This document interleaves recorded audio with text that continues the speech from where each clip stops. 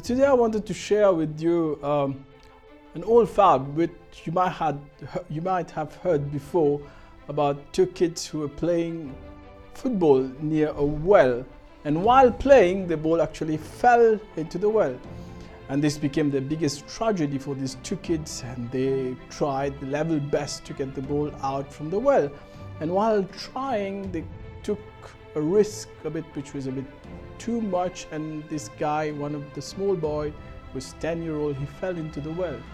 His other friend was panicked and he tried to get help around, but there was no one. He was in a deserted place. The village was far. By the time he would go to seek help from the village and come back, it might be too late. So he looked around, not even a branch, but he saw a rope that maybe was used to get water out some time back. He threw the rope at his friend, and the friend who was, struggling to stay alive, grabbed the rope.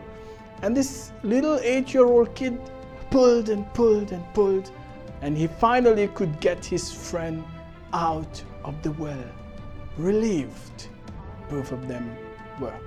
They sat a while, they were in a state of shock, and then eventually they started walking slowly back to their village. And they were kids, so they narrated it to their parents, who were a bit angry with them, but also very happy and relieved in a way, mixed emotion. The kids actually came back alive from the jaws of death. And they narrated it to their neighbors, and soon this story became the talk of the village.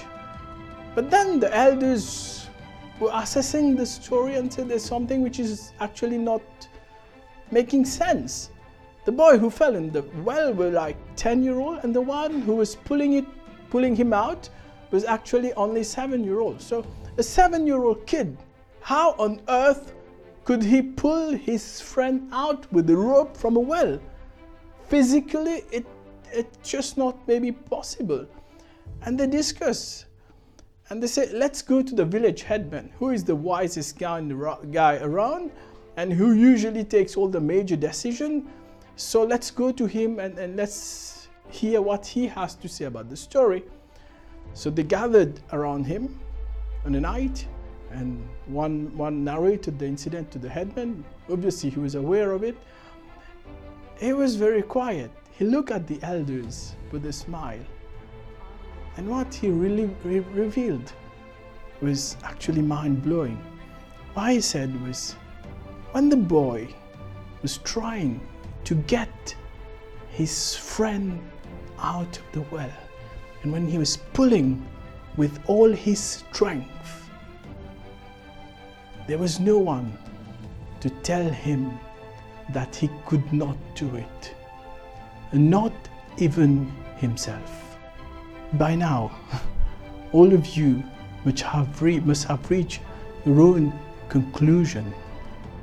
But what I gather from this story is that, yes, the goals are personal that we set. We set personal targets. But the obstacle to reach these goals that are created are also personal. Sometimes when you fail in life, you are your biggest enemy, because there's no limits, there's no limitation in life, as the great Les Brown used to say.